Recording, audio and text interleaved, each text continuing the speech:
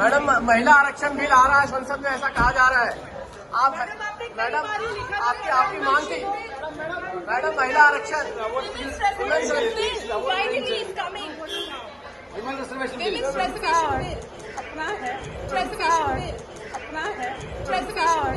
अपना है।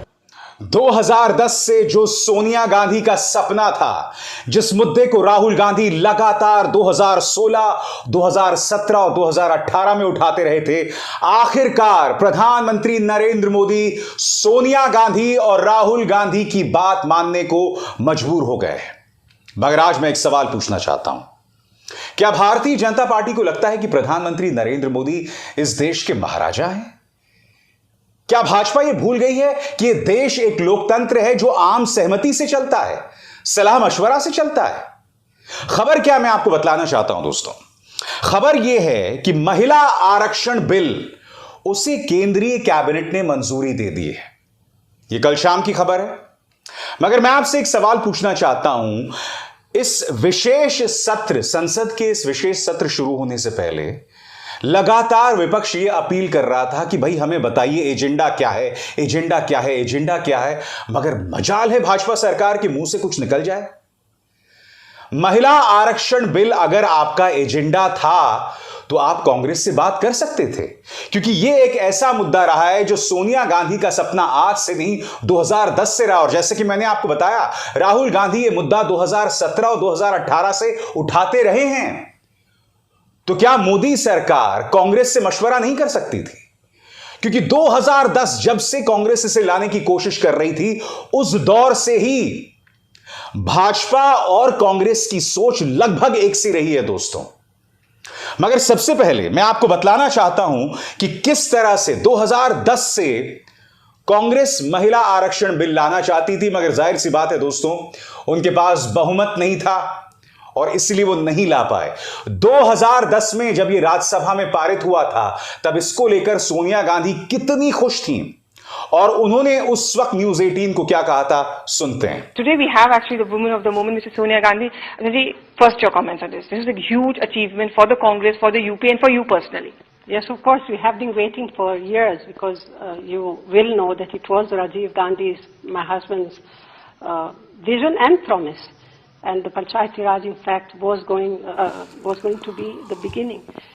और मैं आपको बतलाना चाहता हूं कि राहुल गांधी लगातार पिछले 5-6 सालों से, इनफैक्ट 6-7 सालों से मुद्दा उठाते रहे। आपके स्क्रीन पर राहुल गांधी का यह बयान जो उन्होंने 16 जुलाई 2018 को दिया था, अंग्रेजी में उनका ये ट्वीट है, उनका ये बयान है, और मैं उसे हिंदी में उसका अनुवाद करना चाहता हूं। आप देख सकते हैं राहुल गांधी ने बाकायदा ये खत लिखा था प्रधानमंत्री नरेंद्र मोदी को 16 जुलाई 2018 को, जिसमें उन्होंने कहा था कि हमारे प्रधानमंत्री कहते हैं कि वो महिलाओं के उत्थान में विश्वास करते हैं। अब बहुत जरूरी हो जाता है कि वो दलगत राजनीति से ऊपर उठें और महिला आरक्षण बिल को तुरंत पास करवाएं। कांग्रेस उन्हें अपना पूरा समर्थन देगी बगैर शर्तों के। राहुल गांधी ने यह खत लिखा था। एक और बयान राहुल गांधी का, और यह बयान उन्होंने दिया था 13 दिसंबर 2017 को।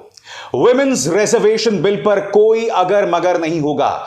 जैसा हमने जीएसटी को बदलने के लिए दबाव डाला, उससे ज्यादा दबाव हम डालेंगे। सरकार को क्लियर मैसेज देंगे कि आपको वुमेन्स रिजर्वेशन बिल पारित करना ही पड़ेगा, कांग्रेस उन्हें कोई चॉइस नहीं देगी। तो आपने देखा 2010 से सोनिया गांधी और उसके बाद राहुल गांधी इसको लेकर दबाव बनाते रहे। क्या यही वजह है कि प्रधानमंत्री नरेंद्र मोदी ने इस मुद्दे पर कांग्रेस के साथ सलाह मशवरा नहीं किया?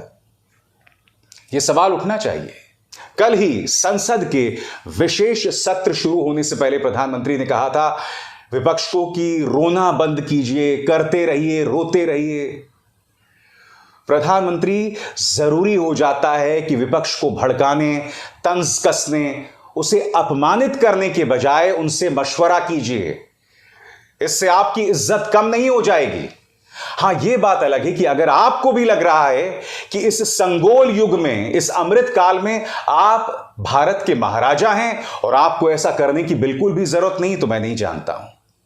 मगर मैं उम्मीद करता हूं कि ऐसी कोई सोच आपके जहन में नहीं होगी। दोस्तों, मैं आपको याद दिलाना चाहूंगा कि महिला आरक्षण बिल एक ऐसा मुद्दा है जिस पर कांग्रेस और भाजपा की सोच में ज्यादा फर्क नहीं रहा है। हालांकि 2010 में इसका विरोध गोरखपुर के सांसद और मौजूदा उत्तर प्रदेश के मुख्यमंत्री आदित्यनाथ ने की थी। याद कीजिएगा 2010 में क्या कहा था मुख्यमंत्री आदित्यनाथ ने, जो उस वक्त सांसद हुआ करते थे। सुनते हैं। जिन स्थितियों में और जिन परिस्थितियों में विधेयक आया है, इस संसद के 99% सदस्य इसके विरोध में हैं। केवल एक दो लोग इधर, एक दो लोग उधर केवल जबरदस्ती करने का प्रयास करेंगे तो मुझे लगता है उसके परिणाम लोकतंत्र के लिए भी ठीक नहीं होंगे और मुझे लगता है कि किसी के हित में नहीं। तो दोस्तों, महिला आरक्षण विधेयक हकीकत बन सकता है, हम ये उम्मीद करेंगे, क्योंकि इस सरकार का रिकॉर्ड होता है कि जो बिल इन्हें पारित करवाने होते हैं वो हर कीमत पर पारित करवा लेते हैं, फिर चाहे इनके पास बहुमत हो या ना हो। मगर आज मैं एक और चीज कहना चाहता हूं। बहुत अच्छी बात है, महिला आरक्षण विधेयक पारित हो रहा है और इसको लेकर मोदी सरकार का स्वागत किया जाना चाहिए, उनकी तारीफ की जानी चाहिए। मगर अगर आप महिला सम्मान के प्रति ईमानदार हैं तो आज मैं आपके सामने कुछ तथ्य रखना चाहता हूं। अगर आप महिला सम्मान में वाकई विश्वास करते हैं तो बृजभूषण शरण सिंह, जो आप ही के सांसद हैं, उन पर कार्रवाई कीजिए, उन्हें सम्मान देना बंद कीजिए। बलात्कारी राम रहीम, जिन्हें आप पैरोल पर रिहा करवाते रहते हैं, उनको लेकर अपना सम्मान बंद कीजिए। आपकी जो एक पूरी ट्रोल मशीनरी है, जो सोशल मीडिया पर है, जो बार बार महिलाओं का अपमान करती है, जिसका मुखिया ये वाहियात आदमी अमित मालवीय है, इन पर कार्रवाई कीजिए। मैं आपको याद दिलाना चाहूंगा, जब पत्रकार गौरी लंकेश की हत्या हुई थी तब एक 2 रुपल्ली वाहियात ट्रोल ने उनके बारे में अपशब्द कहे थे। उस व्यक्ति को प्रधानमंत्री ट्विटर पर, जो अब एक्स हो गया है, फॉलो किया करते थे। ऐसी ढेरों मिसालें हैं जहां प्रधानमंत्री सोशल मीडिया पर ऐसे लोगों को फॉलो करते हैं जो महिलाओं का अपमान करते हैं। मैं उम्मीद करता हूं प्रधानमंत्री कि महिला आरक्षण बिल के जरिए आप जो महिलाओं को सम्मान देने की बात कर रहे हैं, कथनी और करनी का जो फर्क है वो खत्म होगा। बृजभूषण पर आप कार्रवाई करेंगे, राम रहीम के प्रति अपनी नरमी को खत्म करेंगे। आपकी जो पूरी ट्रोल मशीनरी है और सबसे बदनाम है दुनिया भर में, भाजपा का जो आईटी सेल है, उस पर लगाम लगाएंगे। तब महिलाओं के प्रति जो सम्मान है उस पर विश्वास किया जा सकता है। मैं जानता हूं आप लोगों के जहन में एक सवाल होगा दोस्तों, और वो सवाल होगा महिला आरक्षण बिल को लेकर जो इतिहास है। दोस्तों, एक बात स्पष्ट हो जानी चाहिए, यकीनन महिला आरक्षण बिल सोनिया गांधी का सपना था, मगर ऐसा नहीं है कि इसकी जो नींव है वो कांग्रेस ने रखी। हां, राजीव गांधी ने, स्वर्गीय राजीव गांधी ने 1989 में महिलाओं के लिए पंचायतों और नगर पालिकाओं में 1/3 आरक्षण को लेकर नींव रखी थी, जिसे बाद में जाकर 1993 में नरसिम्हा राव ने पूरी की थी। क्योंकि 1989 में राजीव गांधी के पास लोकसभा में अथाह समर्थन था, मगर राज्यसभा में वो माइनॉरिटी में थे, इसीलिए वो पारित नहीं करवा पाए। मगर 1993 में नरसिम्हा राव वो कर पाते हैं, जिसका नतीजा ये होता है कि पंचायतों और नगर पालिकाओं में महिलाओं को 1/3 आरक्षण मिलना शुरू हो जाता है। मगर अगर विधानसभाओं और लोकसभाओं में महिलाओं को 1/3 आरक्षण देने की बात की जाए तो यह किसकी सोच का परिणाम है? तो आपको 1996 में चलना पड़ेगा, जब HD देवेगौड़ा देश के प्रधानमंत्री थे। वो 81वें संशोधन बिल के जरिए महिला आरक्षण बिल लाते हैं। मगर जैसा कि आप जानते हैं 1996 में HD देवेगौड़ा की जो सरकार थी वो अल्पमत की सरकार थी, उनके पास लोकसभा में बहुमत नहीं था। नतीजा ये होता है, बिल जो होता है वो जॉइंट पार्लियामेंट्री कमेटी के सुपुर्द कर दिया जाता है और फिर लोकसभा भंग हो जाती है, बिल भी वहां पर खत्म हो जाता है। उसके बाद महिला आरक्षण बिल नए सिरे से अपनी पारी शुरू करता है। आपकी स्क्रीन पर पूर्व प्रधानमंत्री स्वर्गीय अटल बिहारी वाजपेयी 1998 जब देश के सामने 12वीं लोकसभा थी, तब अटल बिहारी वाजपेयी ने विमेन्स रिजर्वेशन बिल को आगे लाने की कोशिश की, मगर नहीं कर पाए। आप जानते हैं कि उनकी सरकार जो सिर्फ 1 साल चली थी, मगर अटल जी वहां पर उम्मीद नहीं हारे।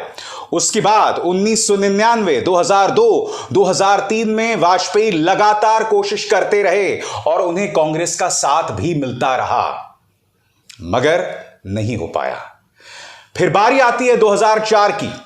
2004 में women's reservation bill common minimum programme में होता है यूपीए की। लगातार कोशिश मनमोहन सिंह सरकार करती रहती है, मगर उनके 2 सहयोगी होते हैं जो इसका विरोध कर रहे होते हैं, लालू प्रसाद यादव और मुलायम सिंह यादव इस बिल का लगातार विरोध कर रहे होते हैं। अब आपको कुछ तारीखों पर गौर करना पड़ेगा दोस्तों। तारीख है 6 मई 2008, जब वुमेन्स रिजर्वेशन बिल राज्यसभा में पेश किया जाता है। मैं आपको बतलाना चाहता हूं दोस्तों कि गीता मुखर्जी कमेटी जो थी, उन्होंने जो सिफारिशें की थी, 7 सिफारिशों में से 5 को मान लिया जाता है और उसके बाद इस विधेयक को जो है स्टैंडिंग कमेटी को भेज दिया जाता है। तारीख है 9 मई 2008। फिर आती है एक अहम तारीख, और वो तारीख है 9 मार्च 2010, जब महिला आरक्षण बिल जो है वो राज्यसभा में पारित हो जाता है। मगर फिर इसे लोकसभा में कांग्रेस नहीं ला पाती, क्योंकि जैसे मैंने आपको बताया कि लालू प्रसाद यादव इनका विरोध कर रहे होते हैं, मुलायम सिंह उनके साथ नहीं होते हैं।